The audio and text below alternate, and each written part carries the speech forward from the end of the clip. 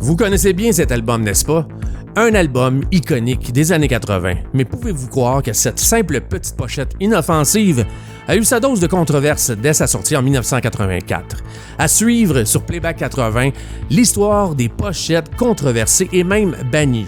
Playback 80 enquête sur les pochettes les plus controversées des années 80.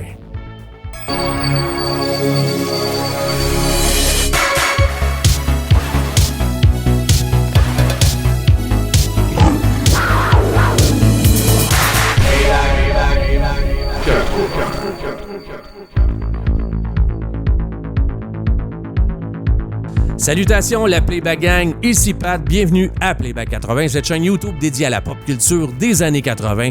Alors si vous aimez du contenu vintage, n'hésitez pas, abonnez-vous dès maintenant en cliquant l'onglet s'abonner sous la vidéo, activez la cloche de notification pour ne jamais rien manquer, faites-nous des likes, 3 petits clics absolument gratuits pour vous, mais super significatifs pour nous. Alors, je vous présente le tout premier volet d'une nouvelle série d'épisodes qui se rajoute au menu de Playback 80 qui s'intitule 3380, où je vous parle bien évidemment de vinyle, d'albums, de records, de micro-sillons, tant qu'à y être. Vous savez, à l'époque, dans les années 80, l'industrie du disque était en pleine santé. Et si on remonte à partir des années 60, 70, 80 et même 90, tout le monde achetait des albums. Donc, c'était une très grosse business. Mais là, je m'écarte un petit peu parce que dans cette vidéo, je vous présente quelques exemples de pochettes d'albums des années 80 qui ont été controversés et même bannis. Depuis qu'Elvis Presley a secoué ses hanches pour la toute première fois, la controverse a marqué ou hanté chaque génération du rock and roll. Et l'industrie du disque a vite compris qu'une simple pochette de disque peut avoir un impact sur les esprits des consommateurs et sur les ventes. Une pochette d'album au design provocateur peut créer une sorte de notoriété durable, et surtout si la pochette a été bannie. En voici quelques exemples du passé.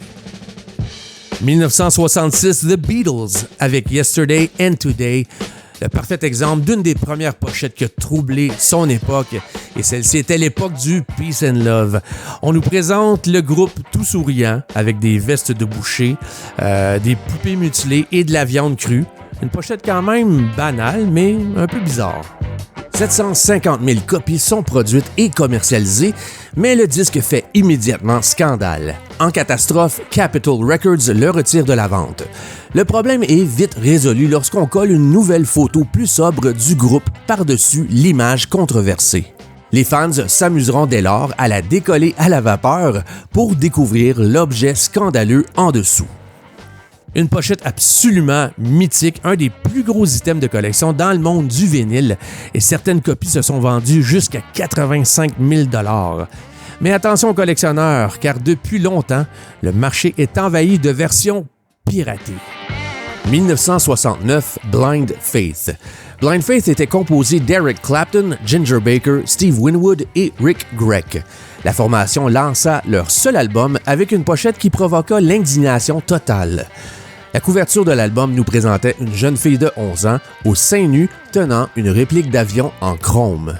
Même si l'image était destinée à représenter la réussite humaine grâce à la technologie, l'image n'a pas du tout été interprétée ainsi. La pochette deviendra interdite et sera remplacée par une simple photographie du groupe. 1976, The Scorpions avec Virgin Killer. Les Scorpions ont une historique de pochettes problématiques, mais c'est avec cet album qu'ils sont allés un petit peu trop loin. Qu'est-ce qui s'est passé dans la tête du groupe ou de l'équipe de marketing? Ah oui, c'est vrai, c'était les années 70. Les paroles de la chanson titre de l'album Virgin Killer faisaient référence à l'effet du temps sur l'innocence et la pochette exposait une fillette de 10 ans, toute nue, le dos très cambré, avec ses parties génitales stratégiquement cachées par une vitre brisée. Cette pochette a aussi été rapidement remplacée par une photo du groupe. Mais vous savez, des pochettes d'albums controversées dans les années 80, là, c'est pas ce qui manquait puisque les groupes ou les artistes étaient très conscients que c'était vendeur. Et puis, on était dans la décennie des excès. Donc, c'est pas le seul épisode que je vais vous présenter sur ce sujet-là. Il y en aura d'autres, c'est sûr et certain. Mais aujourd'hui, je vous présente des pochettes iconiques de groupes légendaires ou d'artistes légendaires des années 80. 1981, Whitesnake avec l'album Come and Get It. Le chanteur de Whitesnake, David Coverdale, s'est souvent vanté de son charme et de son charisme irrésistible envers le sexe opposé, et le répertoire de Whitesnake est souvent teinté de connotations sexuelles, et cette pochette ne fait pas exception. Une pochette avec une thématique peu subtile du fruit défendu, de la tentation et de la séduction avec un serpent pris à l'intérieur d'une pomme en verre. Ce serpent qui nous regarde avec un air bouche bée, mais attendez, on voit pas une simple gueule de serpent là. Non, ça ressemble à un vagin. A créé David. Mais bref, cette pochette n'a pas créé une si grande controverse, mais pour le marché nord-américain, on a dû retoucher la bouche du serpent. 1984, Roger Waters avec The Pros and Cons of Hitchhiking. La pochette du tout premier album solo de Roger Waters, cofondateur et bassiste du groupe mythique Pink Floyd, est le parfait exemple d'une époque où la sexualité est encore très tabou. Sur la couverture, on nous présentait une photo du mannequin Lindsay Drew qui faisait de l'autostop toute nue, portant rien qu'un simple sac à dos. Les responsables de la compagnie de disques chez Columbia Records ont décidé de cacher le beau petit postérieur de Drew avec une simple boîte noire stratégiquement placée pour couvrir le butin incriminant.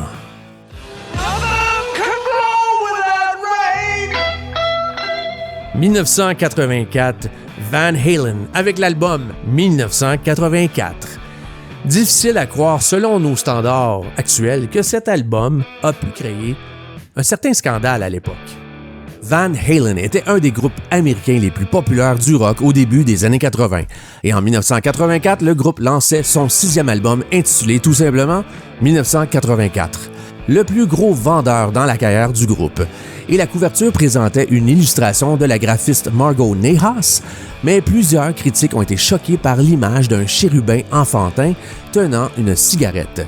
Cette pochette peut maintenant nous sembler complètement inoffensive, mais à l'époque, elle provoqua une telle tollée en Europe et au Royaume-Uni.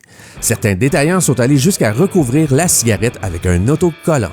En 1991, cette pochette figure en 73e place du palmarès des 100 plus belles pochettes de l'histoire du rock, selon la revue Rolling Stone. 1985 avec le groupe Nasty Pussy et l'album Smell the Slip. Un groupe hard rock glam metal venant tout droit du Québec. En fait, on n'a jamais su si c'était un groupe de Montréal ou de Victoriaville, mais bref, ça a été un album très controversé qui s'est fait ramasser par le CAMF, le Canadian Association of Mad Feminists, qui a accusé le groupe d'avoir utilisé de l'imagerie sexiste et très sexuelle avec ce titre. Mais c'est devenu un album mythique, un groupe qui a sorti seulement 3 albums dans les années 80. On en reparlera éventuellement de ce groupe-là. 1986, Bon Jovi avec Slippery When Wet. Les groupes hard rock ou glam des années 80 étaient tous axés sur des insinuations sexuelles, et Bon Jovi n'a fait qu'alimenter cette tendance. Pendant les séances de l'enregistrement de Slippery When Wet qui ont eu lieu à Vancouver, le groupe fréquentait un fameux club de stripteaseuses. Lorsque les gars ont vu cette danseuse prendre une douche en se savonnant sur la scène, c'est à ce moment que le concept de l'album est né. Suite au premier pressage de l'album, la compagnie de disques ont cru qu'une photo présentant le décolleté d'une femme au gros sein dans un débardeur trempé conduirait les détaillants à refuser de stocker le disque. John Bon Jovi a accepté la décision sans trop être contrarié puisqu'il n'aimait pas vraiment l'espèce de petite bordure rose fuchsia autour du mannequin sexy. En remplacement de dernière minute, ils produiront une pochette plutôt terne avec un sac à poubelle noir mouillé avec le titre Slippery When Wet écrit dans l'eau. L'album se vendra pour son contenu musical et non pour son contenant, puisqu'il deviendra l'album le plus vendu de Bon Jovi.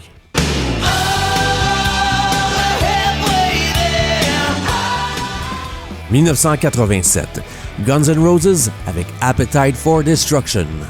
Le tout premier album légendaire du groupe Guns N' Roses était destiné à se démarquer dès le départ, mais la pochette, elle, n'était pas destinée à être ordinaire ni discrète. À l'origine, le groupe a opté pour une pochette créée par l'artiste underground Robert Williams. Cette pochette originale a rapidement été rejetée par Geffen Records car la pochette représentait un robot démoniaque au-dessus d'une femme violée dans une ruelle avec ses vêtements complètement déchirés. Lorsque les détaillants ont refusé de stocker l'album, la pochette est vite remplacée par celle avec la fameuse croix. Red Hot Chili Peppers avec Mother's Milk. C'est avec cette pochette que le groupe Red Hot Chili Peppers se feront critiquer, mais c'est aussi avec cet album que le groupe atteindra de nouveaux horizons. Mother's Milk présentait une photographie en noir et blanc du mannequin Dawn Lane, qui affirme n'avoir pas été informé de sa sélection pour la couverture de l'album. Avec une rose placée sur son mamelon gauche, le leader Anthony Kiedis qui vient cacher le mamelon droit et le reste du groupe qui est positionné dans les bras de la femme.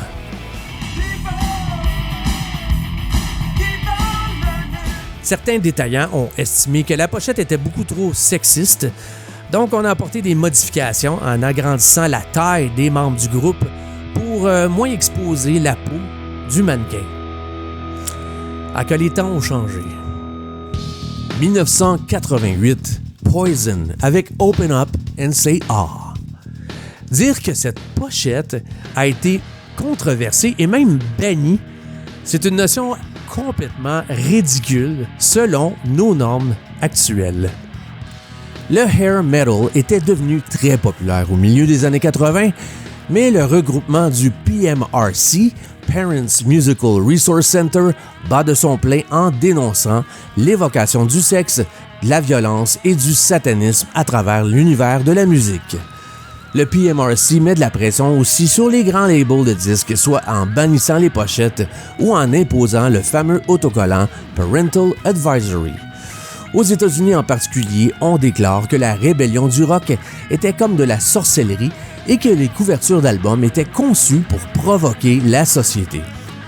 Finalement, le démon à grande langue sur Open Up and Say Ah de Poison a dû être couvert pour dévoiler uniquement ses yeux.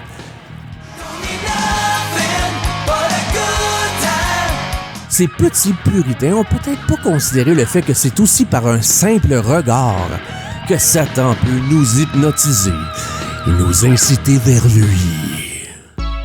Alors voilà, c'est là-dessus que se termine le tout premier volet de 3380. J'espère que vous avez apprécié, mais dites-vous une chose, des pochettes d'albums controversées dans les années 80, là, c'est pas ce qui manquait et ça sera pas le seul épisode sur ce sujet-là. Il y en aura d'autres, c'est sûr et certain, et peut-être même un épisode sur les pochettes heavy metal des années 80.